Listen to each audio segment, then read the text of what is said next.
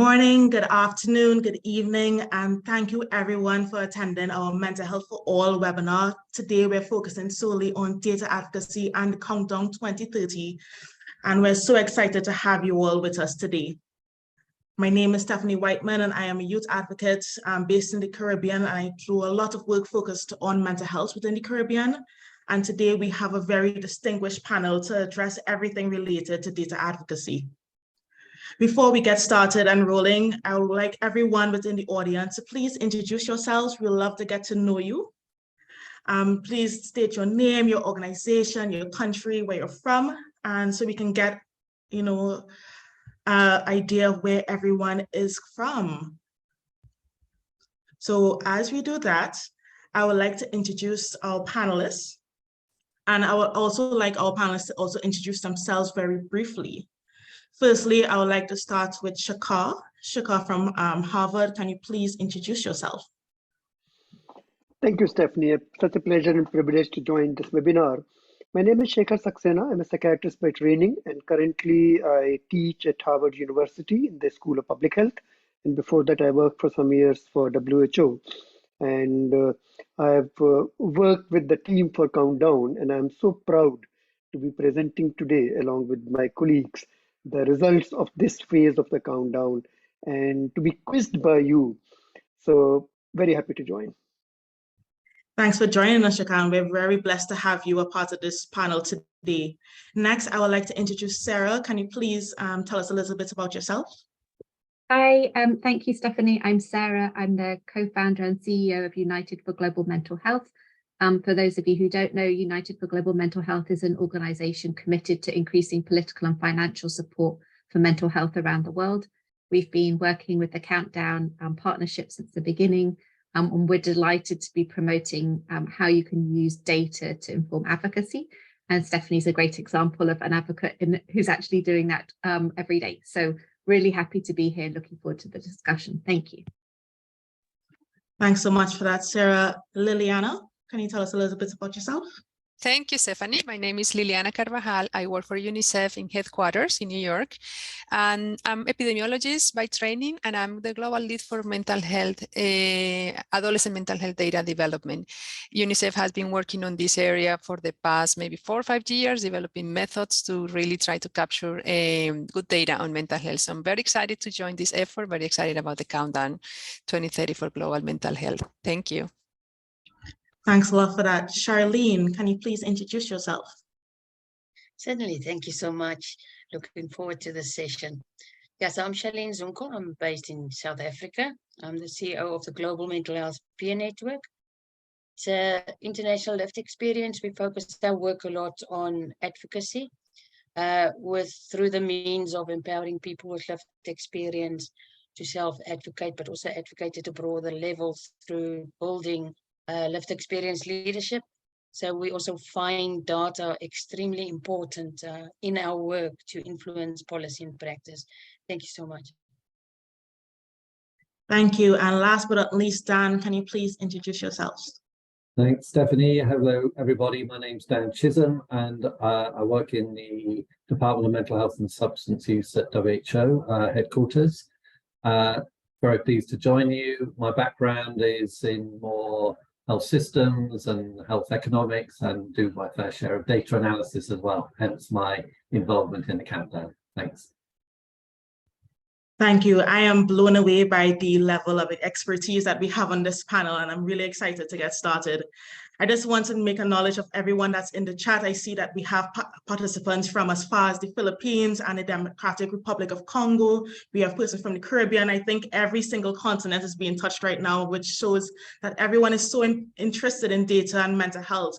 And it really warms my heart to see that, because it is really important that we have persons interested in data as we continue our advocacy for mental health and leading up, especially to 2030.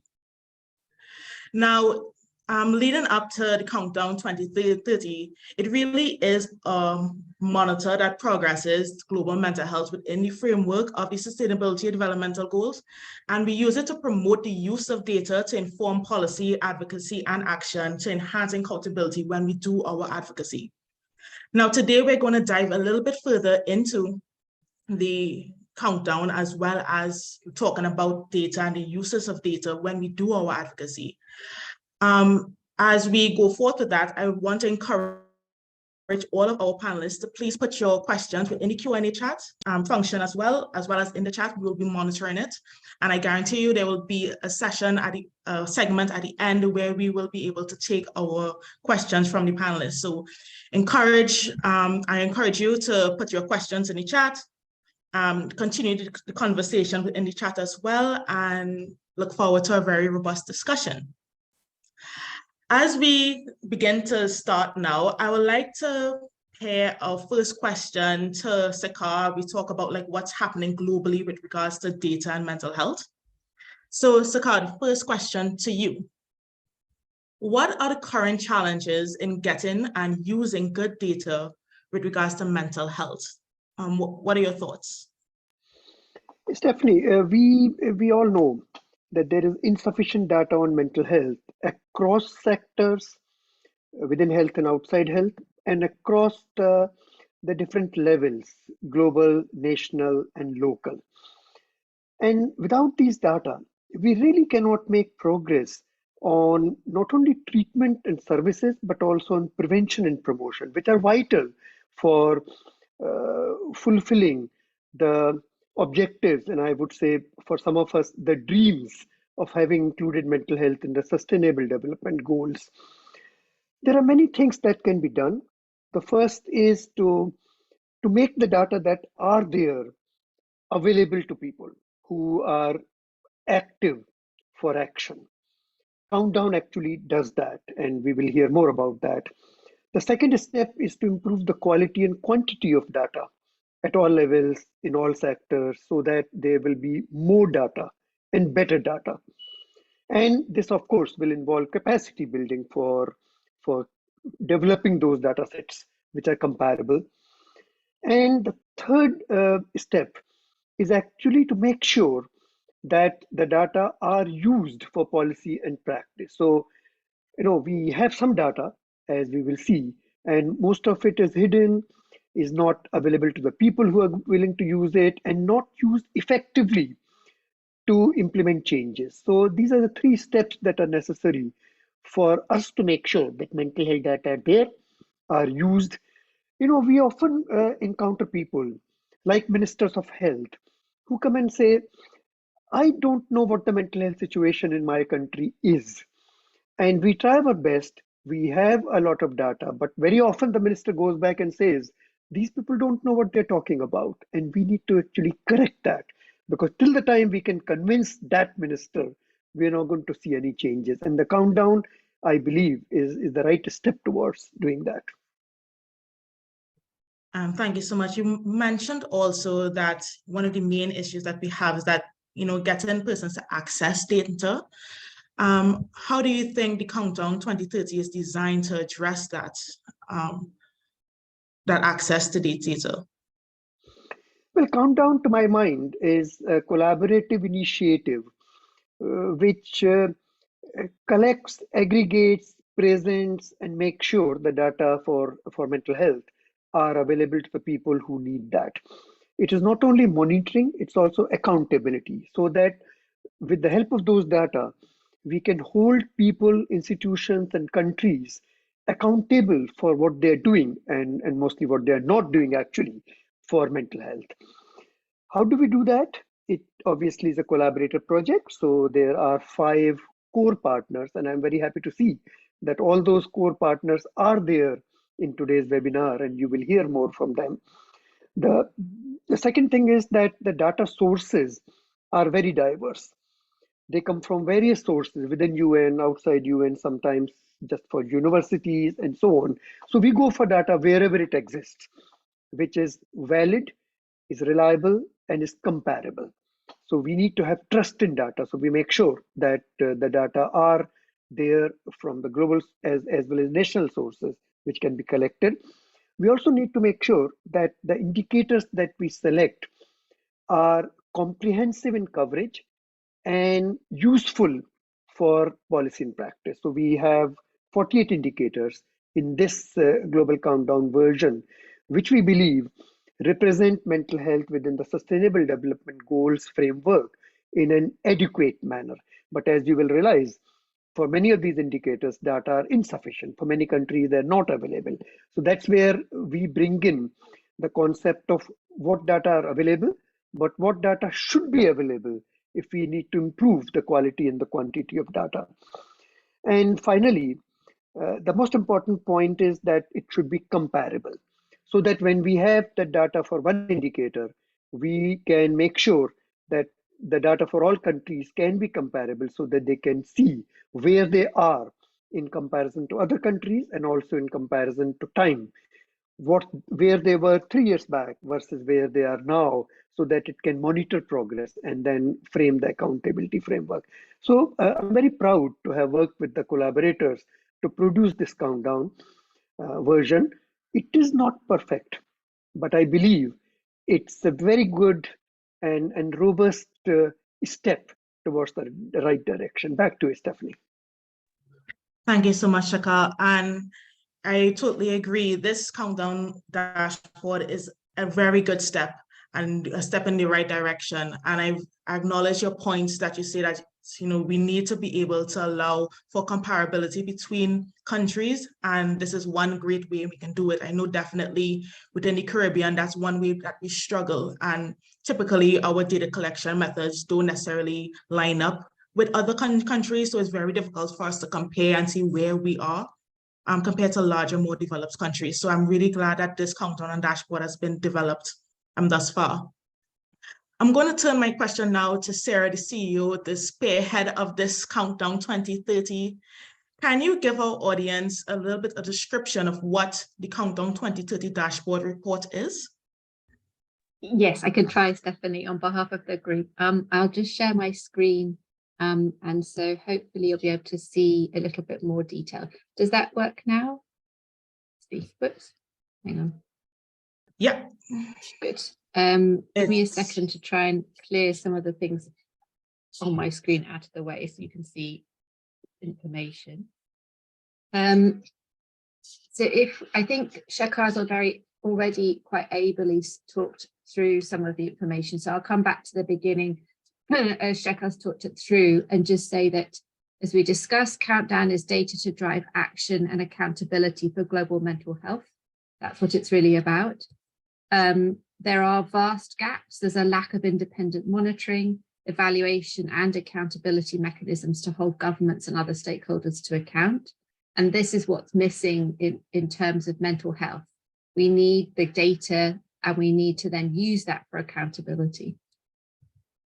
In terms of Countdown itself, I think that one of the things that Shekhar's just emphasized, and you can see from who's here, is that it's a group effort. So there are 5 core partners: United for Global Mental Health, Harvard, WHO, UNICEF, and the Global Mental Health Peer Network. We've been working with 16 global expert advisors from around the world, and together they've looked at a huge number of data points and data sources, and they've identified 48 indicators from 15 data sources that, at least for some of the data, stretches as far as 193 countries. So the process has been to whittle down amongst all the different data that exists for mental health at the moment, which is the most interesting and the most impactful for some of the work that everyone may want to do around advocacy or influencing, and to make change happen for the better for mental health. So what you can see when you go on the website is a Countdown Global Mental Health 2030 dashboard. What it shows is you can look at what's called heat maps, so you can see how a country is doing relative to other countries. And there's also the ability to pull together data tables and ways of showing the information in different presentation styles that you can adapt. Some of the examples of what we can see when you look at the data is that in 81 countries, over 50% of children have been disciplined violently.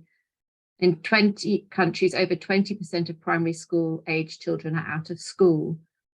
And more than 10% of children in school have been bullied in 23 countries. So you can drill down and look at your country and you can see what data exists around the impacts or around issues such as schooling, such as violence, such as early childhood development.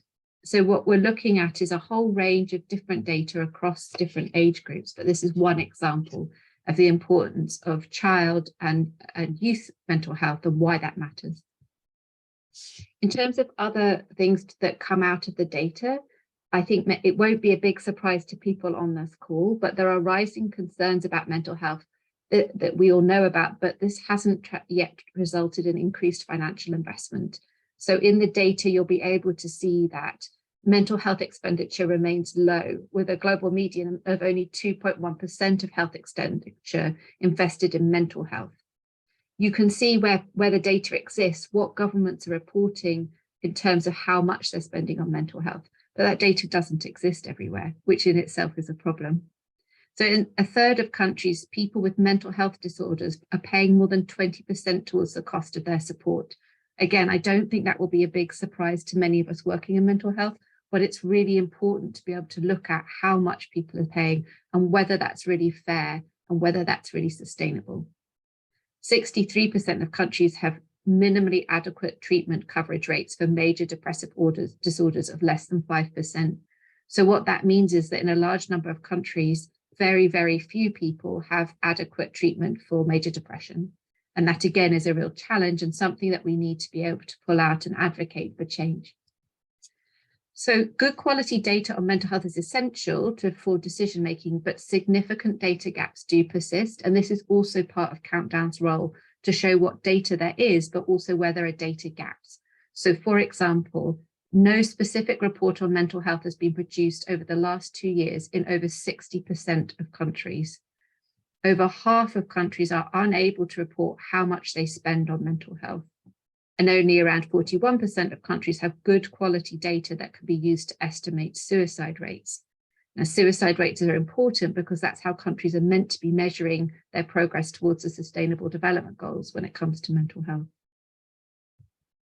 So some of the recommendations that come from this work that we've produced in a new report that we've also released today revolve around two different areas, one around data and one around policy. So it's really important to press for better regular collection at national level of data, more complete reporting, including to international organizations, and then the adoption of validated mental health modules and strengthening of vital registration systems. If we don't collect better data, we can't use it. And secondly, in terms of policy, it's really important to think about what is the data telling us. For example, in order to reduce the impact of rising poverty and inequality, we need to take certain steps. We need to make services more affordable. We need to end stigma and discrimination. We need to integrate mental health into primary care and invest in promotion and prevention. So some of these points around, well, what does the data tell us and how do we need to change are the kinds of things that you'll find in the report that accompanies the dashboard. So next steps. There are a variety of international and national moments where you can drive progress around mental health and change using data. So that's listed in the report, some of the political processes coming up. And then, of course, we'd encourage everyone to explore the dashboard, download the monitoring report, and please give feedback so that we can keep improving this for the future. Thank you. Thanks so much, Sarah. And I am intrigued by the level of detail that went into creating this countdown for Global Mental Health 2030. I encourage everyone to please go to the countdown, go to the dashboard. The links are in the chat. And for those of you who are not so, number savvy, there is a very interactive map of the world. So you can see some of the percentages outlined on the map for our visual learners as well. And I think that's a very a nice addition to the dashboard, and something that we don't normally typically see in regular data, the data sets. Something you mentioned while you were discussing was the lack of data and the lack of good quality data in so many countries. And I know for certain that's a major issue in lower middle income countries, but as well as in small island developing states as well. And I think having the dashboard is a good step and will help us as advocates. As I know it will help me as an advocate to help hold my government accountable and to hold my policymakers accountable to say, these are the things we need to be monitoring in order to meet these sustainability developmental goals that you agreed on as a country. So I think this is a very, very great step. Now, Liliana, you have worked within UNICEF and this realm for quite some time now. How has UNICEF been involved in the countdown for 2030? Thank you, Stephanie. So UNICEF has been an active member of the countdown to 2030 since 2021, I think, and we are glad to have joined as a core member along with the participants that we have on the presentation today: WHO, Global Mental Health at Harvard, the Lancet, Global Mental Health Peer Network at United for Global Mental Health. Our participation is really in the countdown is a testament of our commitment to advancing mental health outcomes for children and young people around the world. And in particular, as we participate in the countdown, we like to highlight the important role of data for advocacy. As you mentioned, it's important to bring it up to your policymakers, to civil society, so that there's more awareness and more recognition of the needs that are in country on this important topic that affects us all. As a core member of this consortium and members of technical groups, UNICEF has been actively engaged in a range of activities and initiatives that have aimed and that have led by the countdown at improving mental health policy, practice, and research through the use of data, through the recognition of data as an important driver for change. We're very proud to stand along other organizations, and the countdown has this great approach of convening stakeholders from different sectors, from international organizations, academic and research institutions, civil society, to help us all bring our expertise and knowledge and leverage our strengths together towards mental health. So we're really proud to be part of this, to support the countdown and continue moving forward in raising the level and the relevance and recognitions of mental health among children, adolescents, adults. The entire population is so important for all of us. Thanks so much. And I could hear the passion in your voice that you are really, really love the data and for regards to mental health as well.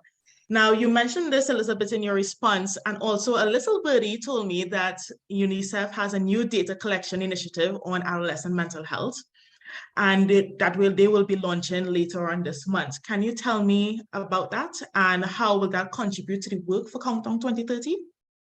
That's right, Stephanie. Thank you for asking about that. At UNICEF, we're very, very excited about this development.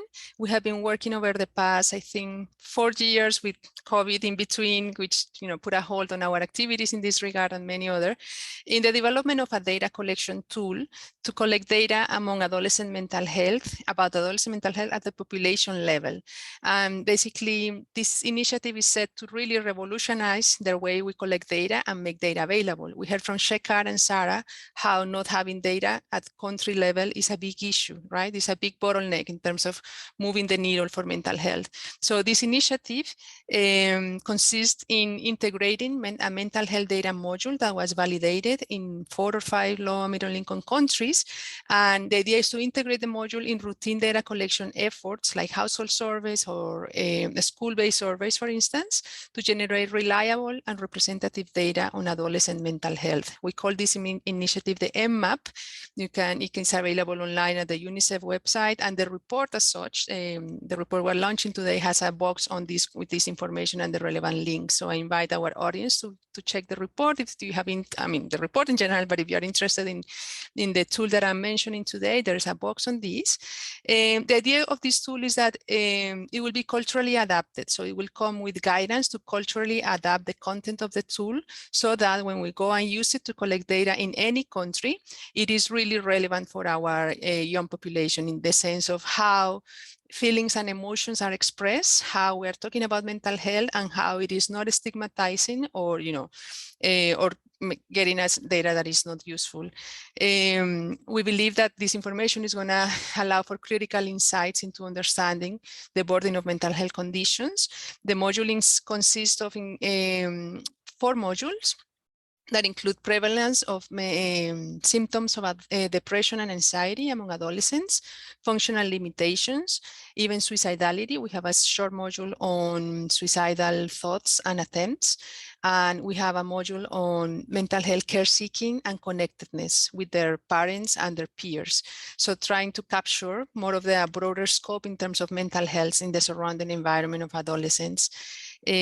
So we believe that this UNICEF, through this tool, and I have to say, we have been in the lead of this development, but we have worked with a number of partners on this in advisory capacity, including WHO, including universities like George Washington University, Karolinska Institute, and universities also in the global south, like in Nigeria, Brazil. We have counted with expertise from those academic institutions.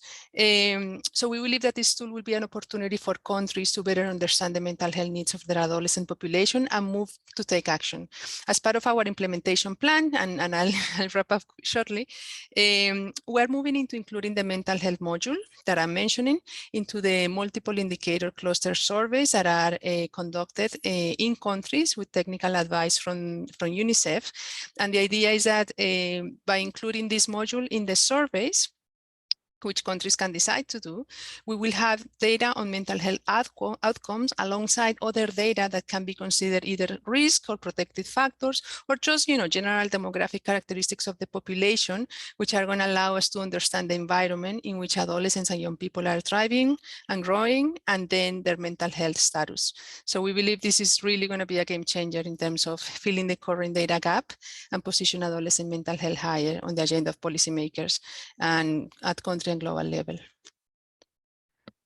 Thanks a lot, Liliana. I think, UNICEF creating something like this is really beneficial to so many of us, and having that standardized data collection tool, as well as adding it within the module for the mixed survey, I think is very, very important. What is equally as important, and I am a firm believer of the statement, nothing for us without us. And when we talk about that, we talk about the persons with lived experience. Now, I want to talk to you, Charlene, as the founder and CEO of the Global Mental Health Peer Network. You really work a lot with persons with lived experience. Why is data important for persons with lived experience, and what is currently missing with data collection today? Thank you so much, Stephanie. Yes.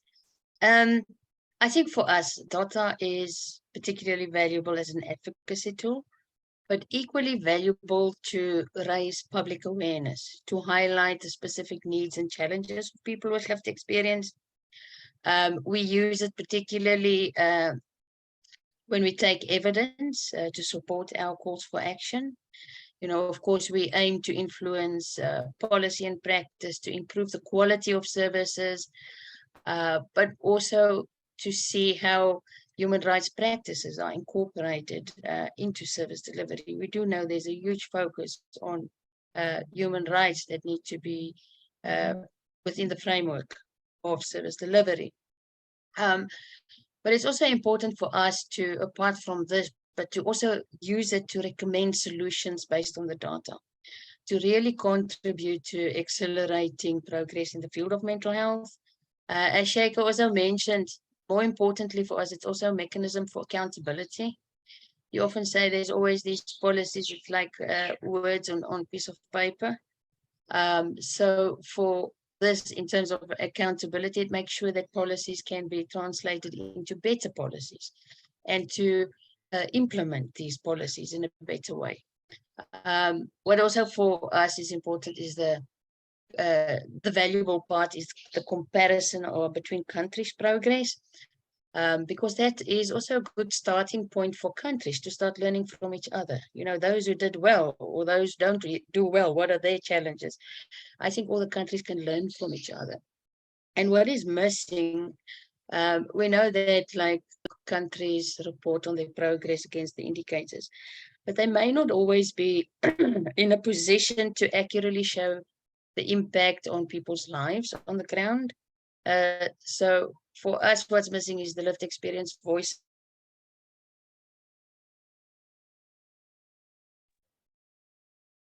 I believe Charlene would have froze a little bit, But that's all right. We understand that, lived experience is very important, and including them in every single aspect of data collection and rollout is really important in order to address the needs, because essentially they are the ones who will be benefited the most with all of these data collection efforts, as well as we advocate for them and with them. I'm going to pose the next question to Dan. You've worked within WHO as a mental health specialist for a number of years. What is WHO's role in data collection for mental health?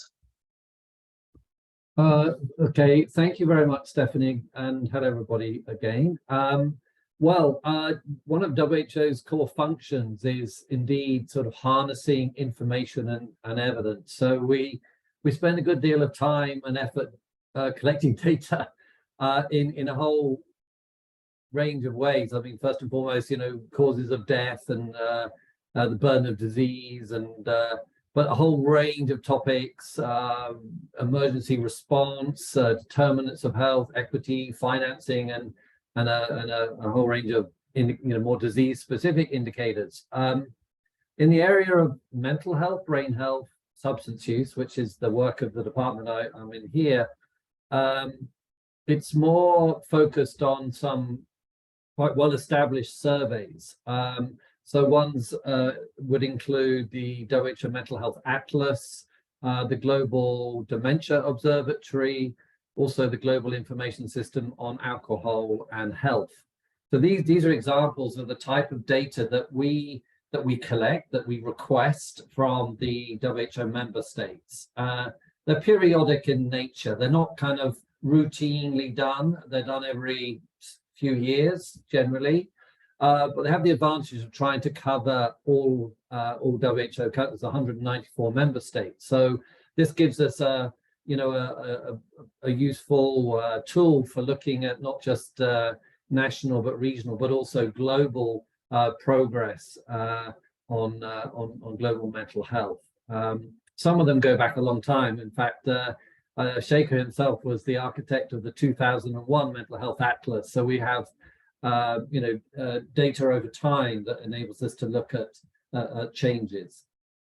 What I can say is, I mean, the focus of those types of surveys is generally on things like policies and laws, regulations, human and financial resources, the actual availability of services, maybe things on prevention and promotion activities. So these are the kind of what we can call system building blocks. And like countdowns, definitely not a perfect process, but useful. I think what I would say though is that where these kind of surveys struggle is to collect data on some of the outcomes, like impacts of services on users and user outcomes, the things that matter to them, which could be the satisfaction with services to do with their functioning, for example, and as well as some of those upstream determinants that were already mentioned. And I think this is where the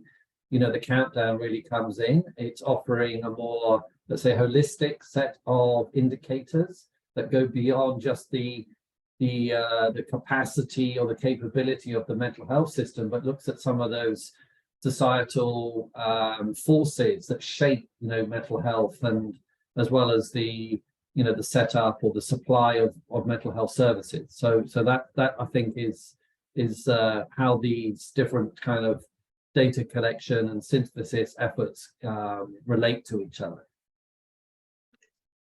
Thanks a lot for Dan. And for those of us in the audience and myself who are not quite versed in the WHO processes of collection of data, how does WHO go about collecting information from all 194 countries? Is it country self-reported? Do you send persons down? I'm trying to wrap my head around how do you do it? It can be a bit of a nightmare, and it's of course very bureaucratic, that we have to go through a process of approval, and then we approach the countries through our regional and country level offices and make this a formal request. And it's made easier by the fact that we have a global action plan on mental health, and we need obviously data to look at, progress on that. And so we use things like the Mental Health Atlas as our vehicle for monitoring the global action plan that these member states have committed themselves to. So then, there's a kind of, that makes it easier for them to agree to spend some time pulling some data together and submitting it to us. And then we have to make sure that it's, we've got it all right, and we have to check it all and make sure that they're happy for it to be published. So you'll see, for example, if you go to the Mental Health Atlas, there's a country level profiles, which will give you some of that information. But I don't want to focus on that because we're focusing on Countdown today. But that's basically the process. Thanks a lot for that clarification. I think combining the Atlas with the information from Countdown 2030, I think would be very beneficial for advocates, practitioners, and researchers alike in collating their advocacy efforts as well. Charlene, I'm glad to have you back. And I saw a comment in the chat saying it's ironic that you were speaking on the missing voice and the internet also allowed you to drop out. I would like to hear your thoughts again, or at least continue very quickly some of the thoughts that you were completing as you were talking about the lived experience and the need for data for persons with lived experience.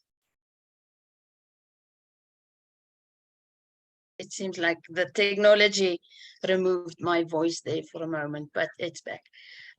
Yeah, so I think I spoke about what's missing from data is the voices of people with lived experience to really verify what is reported on the ground as in terms of the progress and how that actually relates to the actual experiences at grassroots level. So with this validation of people with lived experience, I think that data can serve a much bigger purpose in that goals and the targets can be refined and prioritized accordingly to the needs and challenges of people with lived experience, but also within their specific country contexts. Thanks a lot, Charlene. And I think it's so important for persons with lived experience to be included, and as you said, to be a part of this entire process. Now that we've heard from our panelists, I am sticking to my promise that we will be engaging with our audience and hearing some of the questions that they have for you. So the first question that we have would be from Didier. And they ask, what are some of the best practices in addressing mental health data? Can we count on the WHO aims amongst the tools to access mental health data? So what are some of the best practices that we have thus far? I'm going to pose it to anyone in the panel who wants to address that. I can start. I mean, I think there's a mention of WHO here a couple of times, and I tried to address this when I was making my intervention just a moment ago about how we collect data. And there's mentioned something called Who Aims there, which is a different tool which is available for countries to use. Ghana, for example, recently did a WHO Aims survey. So it's like Atlas Plus. I mean, it's got a more extensive set of questions about what is the current situation with the governance and the financing, the resources, and so on. It's available, but it's as I say, like an enhanced version of what we collect in the WHO Mental Health Atlas project. So this is just one mechanism. I mean, I think you've already heard around a lot of other different mechanisms that are used at a national level, for example, on child and adolescent mental health. And each country has its own health information system, which can be used, often isn't well used, but can be used to collect relevant information on mental health service activity and impacts. Stephanie, I can maybe add that the Who Aims instrument is a very valuable instrument for collecting deeper level of data on health systems within the country that are very useful for the country's own planning. But since not every country does WHO aims, it is difficult to aggregate those data into a comparable global picture. So yes, the countdown and the atlas are global mechanisms, and WHO aims is very useful for a national mechanism to collect data and to use it for policy and practice within the country. So they are complementary in a way. Thanks so much for answering that question. There's another question that was brought up in the chat. I think I'm going to direct this to Liliana, given that UNICEF is launching a new data collection tool later on this month, as well as you're going to include it within the mixed survey as well. How do you plan to tackle barriers to access to internet and the need for health literacy in low and middle income countries when we want to improve data collection within these countries? Thank you, Stephanie.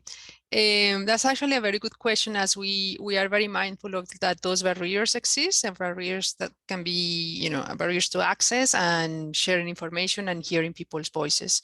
So at UNICEF, we have extensive experience in collecting data among the population, data that is representative, the teams that we work in countries, and it's not UNICEF teams, it's country teams, from National Statistics Office, data collection agencies in countries, have the expertise to go and collect the data in far remote places. And so we're not just looking into adolescents that are available, very easy to the capital city.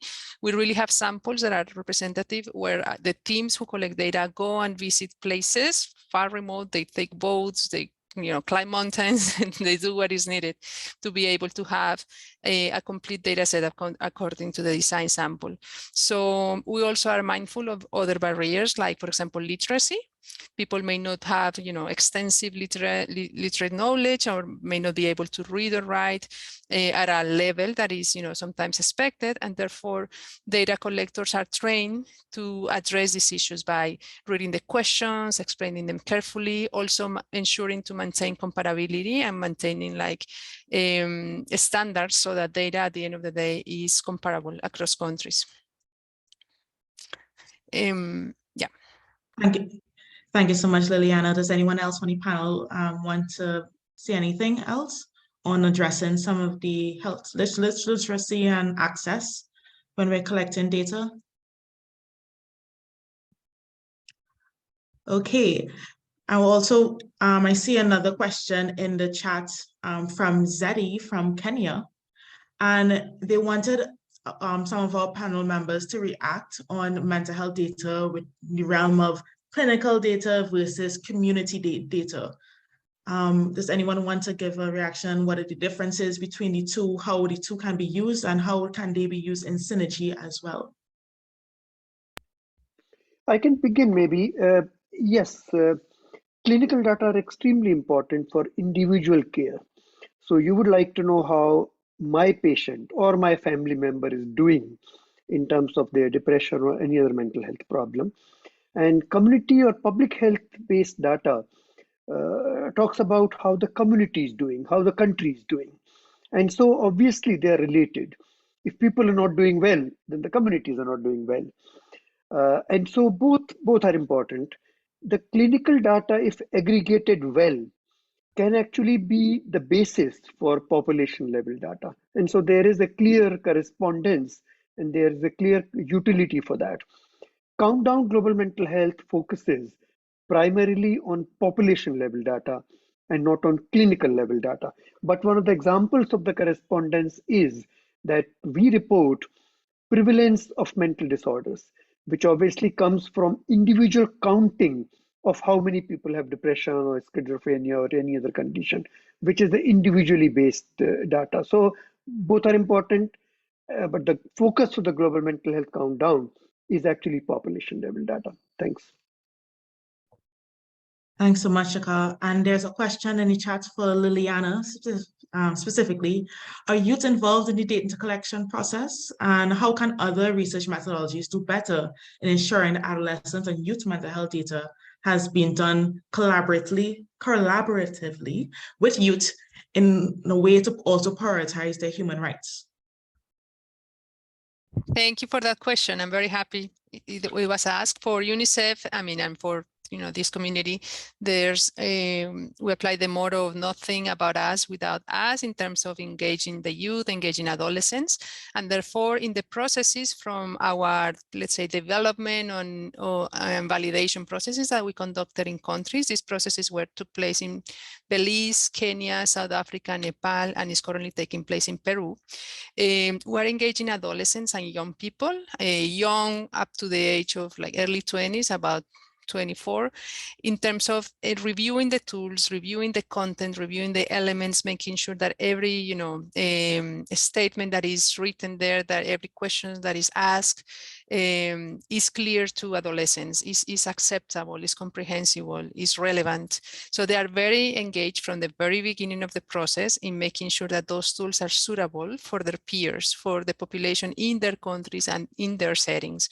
When it comes to the actual data collection, I would say that's a process that takes place in the country, and as I mentioned, is country teams that are usually the country teams from the national institutes that collect data, and they have a range of ages, right? So there may be some young people working there, but it's primarily data collectors that are training that. But then when it comes to disseminating the data, the results of this, youth are also engaged. We're working closely with youth in country to really promote data use, data dissemination, data understanding, that they can own that data that really belongs to them, to advocate for their well-being and for services to themselves and their peers. And thank you so much, Liliana. And I want to pose this question now to all of our panelists. What is the future of data for mental health? I'm going to go around in a circle. I'm going to start with you, Sarah. What do you think is the future for data? I think one thing that's important that's come up a bit is, and Dan mentioned it, but for example, it's really about impact. So not just the inputs going into what makes mental health, could make mental health better, but actually people's experience and the quality of what they receive by way of support and their well-being, which is why the countdown is looking at more than just the input part of mental health. So I think one key part to the future is being able to look at quality of life and the quality of people at risk or living with a mental health condition. And I think a second part of the future is the point that Liliana and Charlene have been making in terms of accessibility, both to being part of the process of collecting data and also reporting and using data. So whether that's young people, whether that's people with lived experience, or people who are both. So I think those would be my main things, is about output and impact of data, and then about democratizing it, if you like, in terms of who can use it and who uses data. Thank you. Thanks so much, Dan. Oh, you're ready and ready to go. Yeah. I have thoughts on this one. I totally agree with what Sarah says, that we need more on the outcomes or impacts of service user outcomes, functioning, including quality of care. But a couple of others. I think the future is challenging for a start. And what I really think is a problem is the use of or the routine health information systems.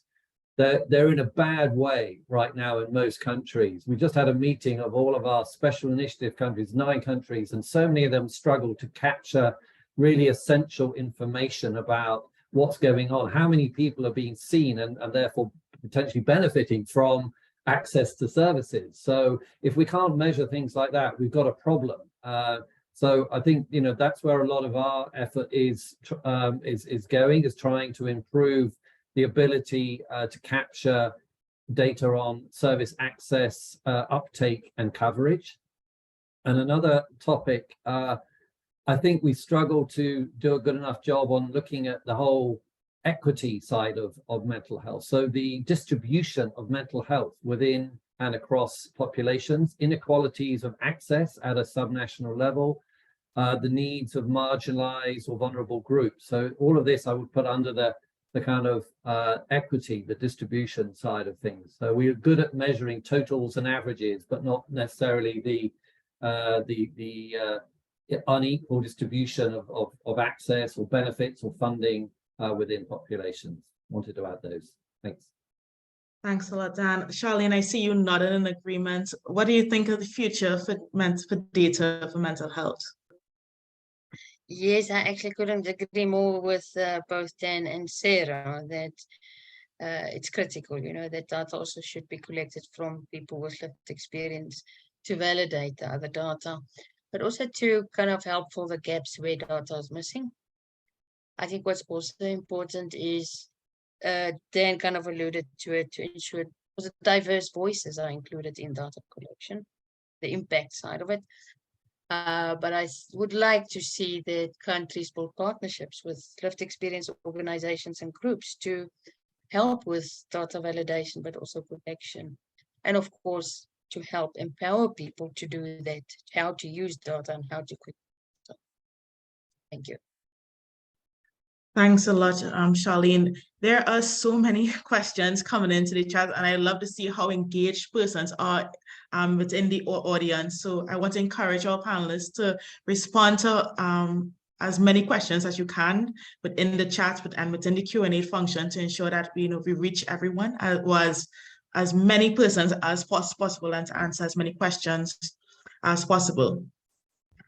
As we're wrapping up, I would like to invite our panelists now to complete this sentence in a tweet length or as short as possible, 30 words, 30 seconds as possible. Okay, I'm challenging you to this.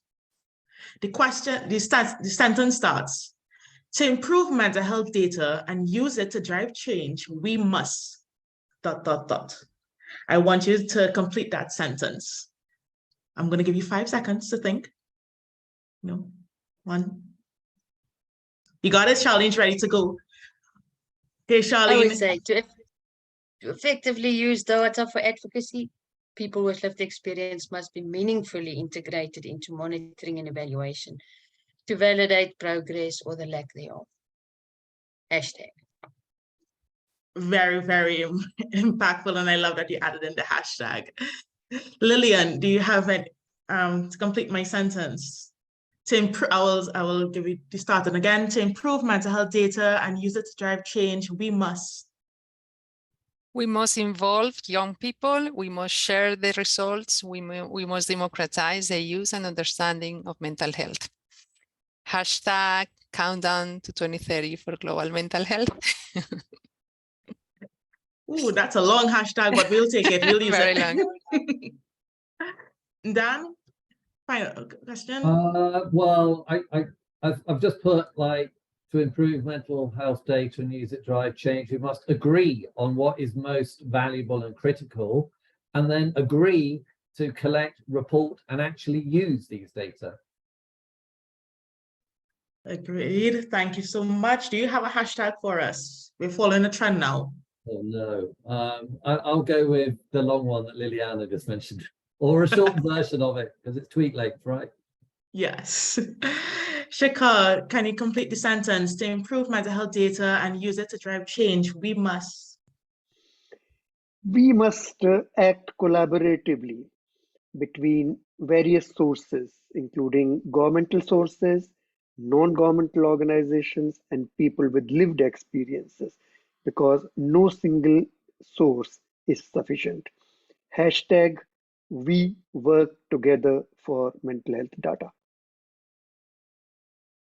Thanks so much. And Sarah, do you final concluding? I'll try. I'm going for a really short one. And to improve mental health data and use it to drive change, we must invest in it. Hashtag follow the money. So I find it frustrating when I see large sums of money being announced for mental health, but if we have no way of tracking impact, we can't tell if it's working. So that will be my summary. Thank you, Stephanie. Thank you so much. Do you have a hashtag for us? I think I'll stick to follow the money, but countdown 2030, of course. Thanks so much. And I want to encourage our audience as well to continue this conversation and include this sentence in Twitter, on Instagram, on TikTok, and use the hashtags that we stated today to continue the conversation. As we wrap up this webinar, I want to summarize some of the key points that we've talked about. So the monitoring report, the Countdown 2030, provides an overview of an indicator set and examples of how data can change and can be used to drive change. Data is valuable as an advocacy tool and to raise the public awareness and raise the needs and challenges of people living with lived experience. Data is used to share the solutions and mechanisms for accountability to make sure that policies can be translated into better policies and implemented in a better way. And there are surveys that can't always be captured, that can't always capture the outcomes. And we also need satisfaction of the services as well. And, you know, I think Dan really made some points to that, as well as Lilian.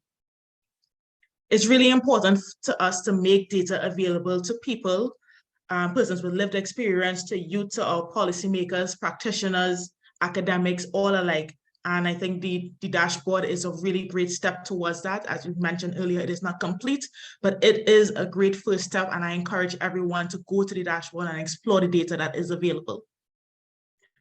We need to improve the quality and the quantity of the data more and better, and to involve the capacity building to develop the data sets within all of our countries.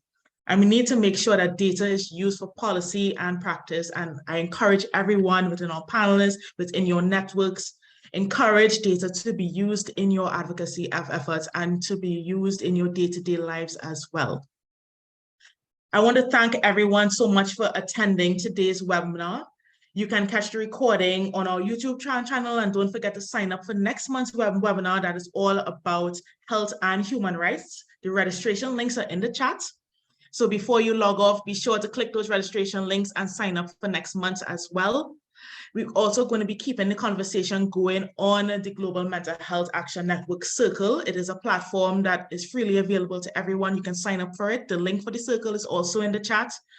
You can sign up and you can continue the conversation about data advocacy and the countdown for Global Mental Health 2030 on the Circle platform as well. And it's done in the chat as well. The link to the dashboard is also in the chat. There are many things in the chat. Click, all of them have multiple tabs up, and we will be able to continue the conversation and, you know, continue talking about data advocacy. I can talk about this forever, and I'm sure all of our panelists could continue talking about the need for it as well. I want to thank everyone for joining. It has been a pleasure. And any concluding statements from anyone on the panel? Any rounding up? Just a big thank you, Stephanie, for guiding us through it. And thank you for so much warm response from across all the chat. And we'll try and find ways of responding to the questions. So much interest. Thank you, Stephanie. Thank you so much, Sarah. Thank you, everyone in the audience. I see there are a lot of thanks and congratulations in the chat. Thank you so much for engaging with us. And we will see you in March, sorry, we're the end of February. We'll see you in March for our next webinar. Be sure to register for that as well. Thank you so much, everyone. Have a wonderful day, a wonderful night, depending on where you're joining us from, and we will see you next time. Thank you. Thank you, everyone. Thanks, bye-bye.